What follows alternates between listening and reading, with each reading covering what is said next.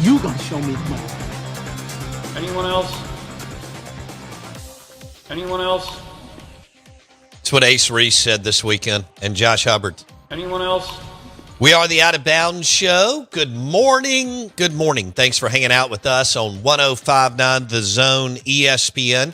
We also appreciate you streaming the show on the Out of Bounds radio app. Download it.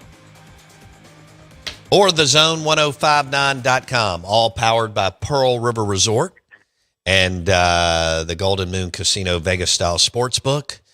We welcome in Steve Robertson, genespage.com, 247 Sports, genespage.com, 247 Sports. And Steve joins us on the Farm Bureau Insurance guest line. All right, Steve, what's your one big takeaway from the three-game series that Mississippi State took and swept over Hofstra from the weekend? Well, on the positive side, I would say I think State pitched it pretty well with rare exception. You know, Charlie Foster had a very difficult first inning, but, settled in. I think a lot of that's just nerves. But, offensively, State's going to have to pick it up a little bit. And that's probably the least of my worries because I know that's going to be there. But I would have liked to have seen them win those games with a little more margin. Okay. So let's go back. Give me your... I don't care if it was starters, mid-relief, or on the back end. Give me your top three performances on the mound over the weekend. Steve Robertson? Well, I love what Thomas Valenkus did. I thought he was really good. And if he hadn't had the calf cramp, he probably finishes out that inning. But you got to be careful with guys this time of year. I think he looks like a bona fide Friday guy. McPherson had a little trouble landing the breaking ball, which is kind of a different situation for him. He consistently gets that spin in there, and I think he's going to be fine. But the bullpen, I thought, especially on the back end, proved to be a little bit better in week one than I expected. We know what Ben Davis can do. I thought Maddox Webb was good. Brandon Sweeney was good. The bullpen itself, through 14 and two-thirds of an inning, allowed 10 hits, 6 runs, had 21 strikeouts, and 6 walks. And 3 of those 6 walks came in Chris Billingsley's Bulldog debut in his second inning. So I think that's one of the things you can feel good about is it does appear Justin Parker has some toys to play with, and I think he did a pretty good job kind of managing the pitching staff over the weekend. I watched the which one? Friday night. No, I guess I watched after the doubleheader too. But the post game, anything you picked up from O'Connor in either one of the post games since they did a doubleheader on Saturday, Steve? Well, I love the fact that he is very candid. Yeah, right? And it only takes about 5 questions to get to the press conference with him because he is going to answer your question. And I like the fact that he takes ownership. Like he talks about, Stallman kind of tweaked something on a swing.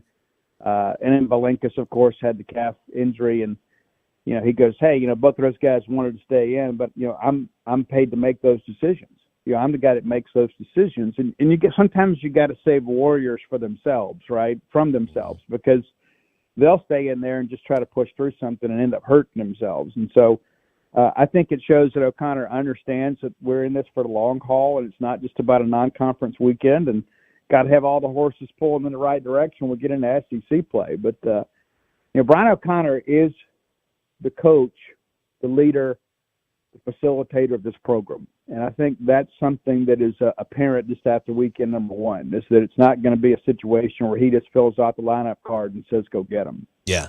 How about Bryce Chance? You mentioned last week people have been trying to replace him since he walked on from Madison Ridgeland Academy. But the guy just makes stuff happen. And how about the ball player that he's turned into?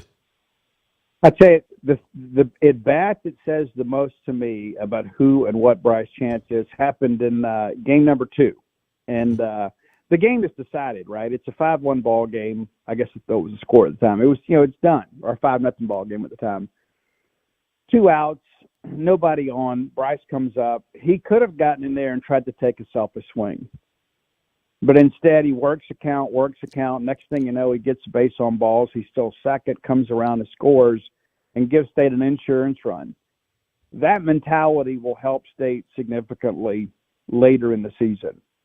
Be a team first guy, go out there, have a quality at bat, regardless of what the score is, because you can never have enough runs. And we saw some of that last year where State had opportunities to expand the lead and didn't.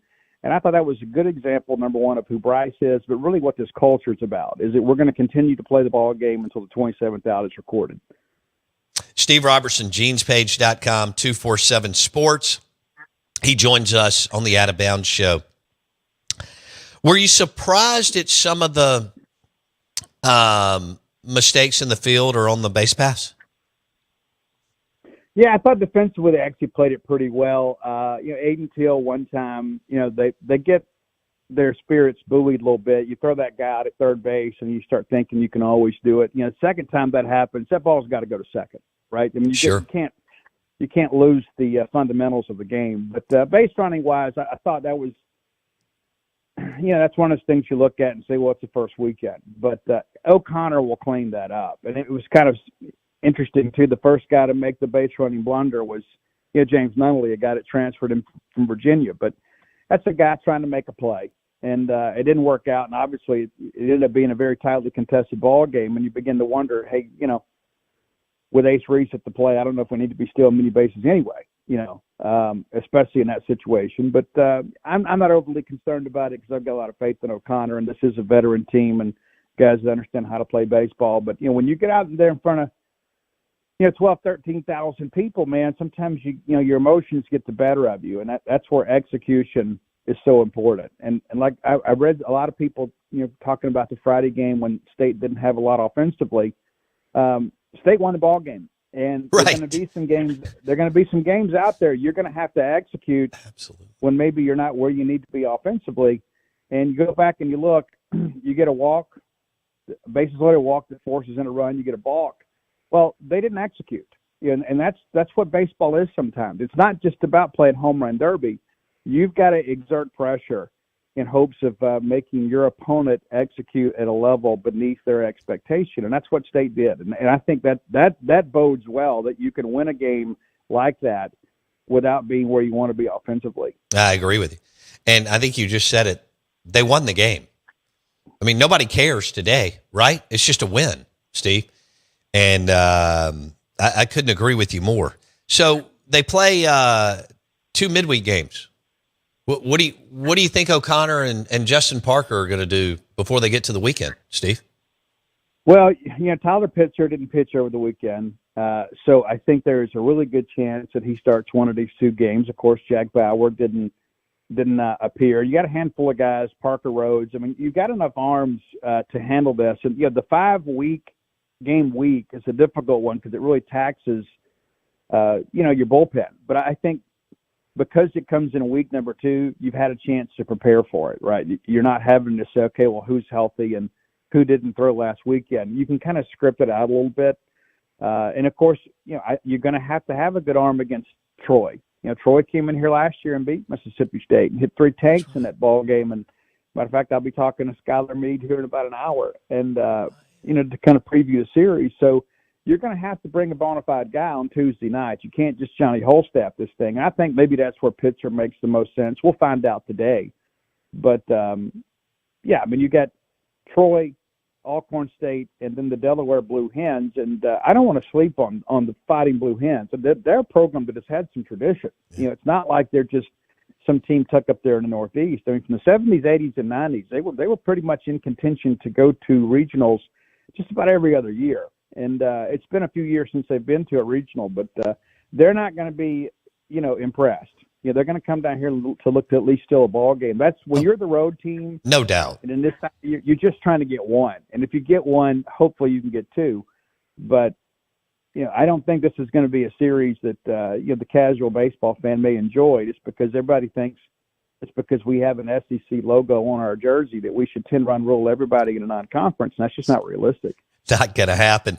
Steve Robertson on the Out of Bounds show, brought to you by Mississippi's College Town. FlyStarkville.org.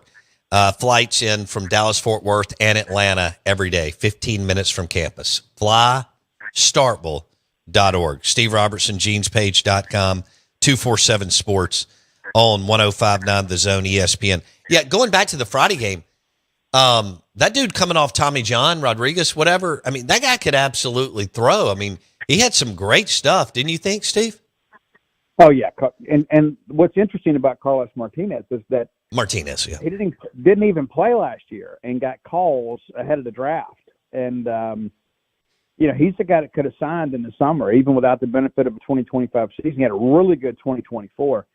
And that slider is legit. That slider is as good as anything we'll see in the Southeastern Conference. Filthy. But he's right back from TJ, right? And so it's his first real action in 2 years, And so that's a kid that'll be really good in their league. He's a preseason first team CAA guy, and feel confident they're going to have a good year. Matter of fact, I traded some texts yesterday with Coach Cat, and they did not know that the folks in the right field lounge were going to feed those kids. They didn't know that. I mentioned it to Coach Cat when I spoke to him last week, and he's like, "Really? They really do that?" I was like, "Oh yeah, it's going to be great." And so then there's the videos making the rounds out there, and so they were so overly impressed, not just with the quality of the Mississippi State baseball experience, but the fans. And that's something that I think is very special at Mississippi State. Now, you come in here, we want to beat your tail, but, we'll give you some hamburgers and sausage for the ride home. And I think that is a good thing, and I think it's when you begin to think about the transfer portal, like every little thing matters. Of course, NIL matters more than anything, but when you get down into a tie, when you start thinking about schools and opportunities that are comparable, I think I'd rather be going to the school where the fans truly appreciate college baseball. Yeah, how about over 12,800 on Friday? That even surprised me. I knew it was going to be a good crowd, and I understand the excitement around O'Connor, and the weather was good, really good. But to be right at 13,000, Steve, I was even surprised on that one. What about you? Yeah, a little bit. And what I was surprised to find out is that, Tennessee's all-time record's less than 7,000. I mean, like when that tweet crosses my timeline, I'm like, oh, that's cute. It's like, I don't think that a lot of our fans fully appreciate everything we have here. That's for damn sure. At Mississippi State. And the more I travel, the more I appreciate it. Like we get a chance to go back to Founders Park this year. I think probably the second best park in the Southeastern Conference, but from an atmosphere standpoint, it's pretty benign. It's like going to a golf game.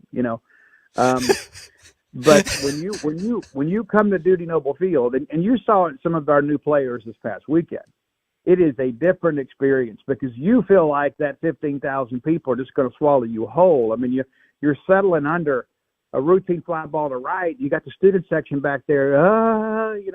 Everybody's involved in the game. And I don't think a lot of our fans fully appreciate how great our home field advantage is. What's something that you did? It's early. I get that you really need 20 games. I kind of look at the season as 20, 20, and 16 before you really get different reads as you go through that. Everybody's different. But what was something that, you didn't see that you want to see over the next week or two, Steve? Well, I want to see a lot more line drives yet. Early on, everybody's fine-tuning mechanics, and sometimes pitching's ahead of hitting. And, sometimes the talent disparity just absolutely goes one way or the other. I mean, goodness gracious, you saw Missouri score 34 runs yesterday.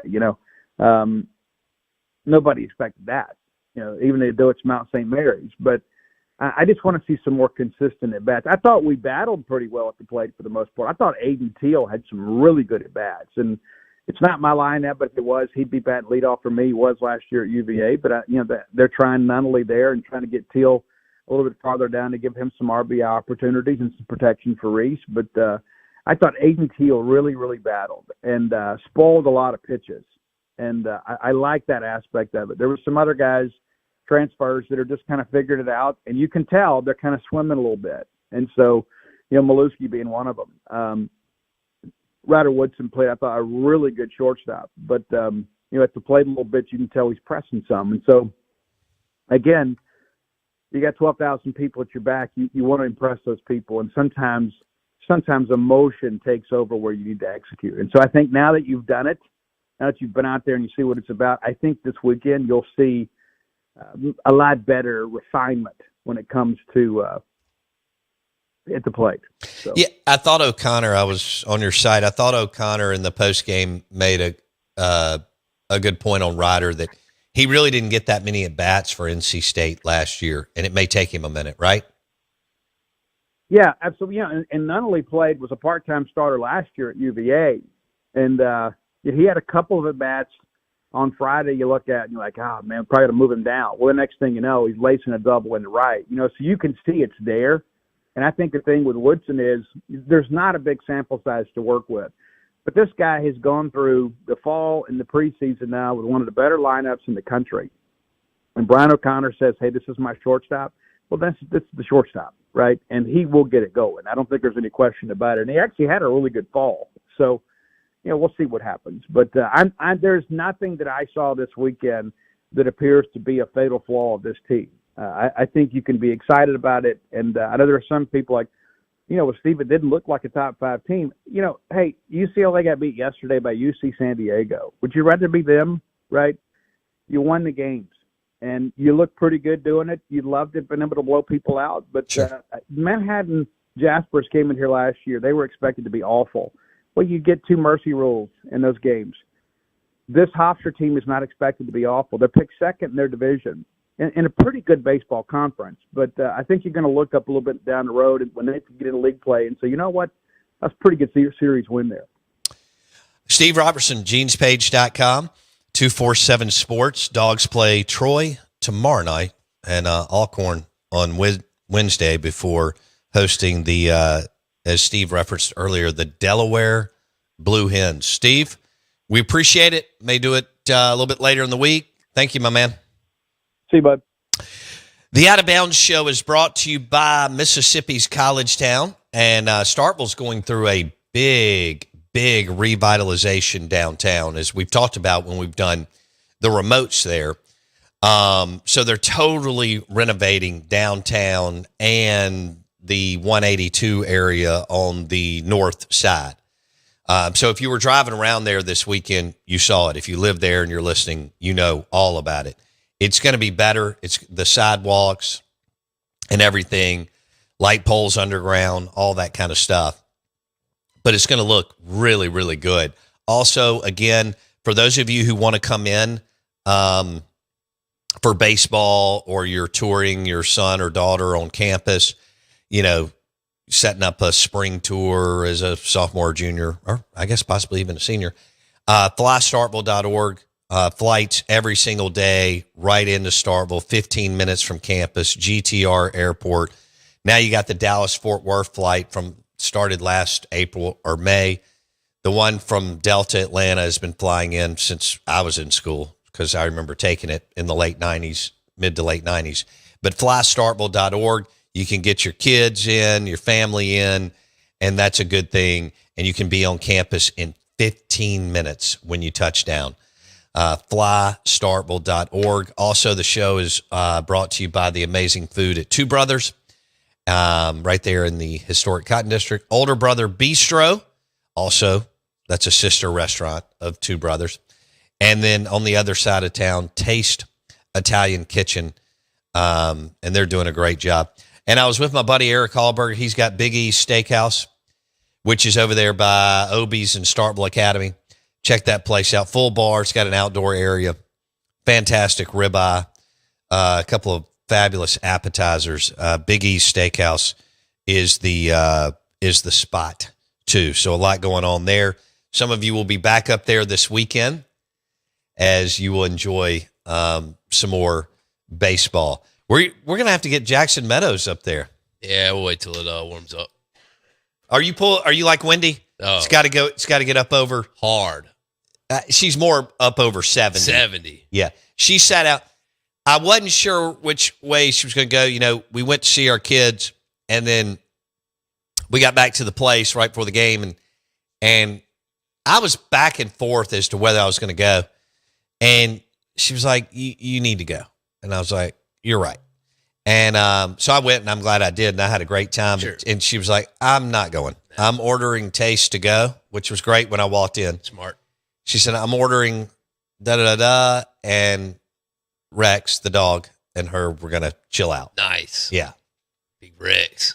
Yeah, Rex is still here. Still moving and growing. 18 years. Or Long 19. time. 18 or 19. I think it's 18. Still making treks. Maltipoo, 7.5 pounds on a good day. Basically, just all he does is eat treats. Well. And when you're that age, you should. So I give him about probably 8 a day. That's a lot of treats. Yeah. That's a good deal. Yeah. What he deserves. Hell yeah, it is. I mean, he's got a lot going on. Did you really get thrown off a golf course? When? High school. Okay. Multiple times. Really? Yeah. Stopped in college. You couldn't help but It's different. act up and do stuff that you weren't supposed to do. Well, and, down at Municipal, we didn't know there were any rules. Okay. There's typically not, All right. Fair enough. but spinning. Is that the one on what is it? Woodrow Wilson? Yeah. Woodrow. Or whatever it's called? It's down there. Or something. I don't know. down I don't know. there. Something connects to something. Man. Isn't that right? Yeah, I that's think it is. That's it. Yeah. You can't spin What- donuts out there. Oh, you can't do donuts on a golf. Not yeah. in the fairway. Right. Everywhere else is free game. But not in the fairway. Not in the fairway, not on the green. Man, We should have known. where else have you gotten thrown off? Bovina. Bovina. That was different. That was for a fight. Okay, you got in a fight. Well, they threw a golf ball at me Somebody threw a golf ball at you? for antagonizing them during the Oh, during their swing Hey, or look, while gotta they're trying to hit? Gotta get in their head. We're trying to win a ring out here. Was it during a tournament? Oh, yeah. Big time. And y'all got thrown out? Well, I got thrown out. He got thrown out. Both of us did. The people who were still playing on the squad, they stayed, Okay. thankfully. And did you get thrown out of Vicksburg Country Club? Yeah, we won. When you won? I mean, we won. So, I mean, it's kind of like a manager getting tossed. Sometimes you just got to get tossed. Gotcha. It's part of it. You got to get tossed. Give them a boost. Give the team, the squad, just a good injection of let's get it. Let's get it. And sure enough, I bet we won both of those tournaments. Who was your golf coach? I don't know. We had one. It may have just been y'all. Yeah. Yeah, they were. Yeah, y'all figured it out. It may not have been in the budget. I don't think so. Golf coach. Maybe the chapel teacher did it or something like Yeah. that. That sounds right. Yeah, I mean, you're out there, man. It's 10th grade history teacher / chaplain / golf coach. They told us to go act right. Is what they told us. Go act right. I love it. I love it. Hour number 3 of the Out of Bounds show coming up. Hey, it's chicken fried chicken at Burgers Blues Barbecue, Dogwood, Flowwood. That's the blue plate. It is so good. Pair it with some mac and cheese and green beans. Burgers Blues Barbecue, B3, Dogwood, Flowwood. And they just built a green space. The blue plate today is chicken fried chicken, and it is fantastic.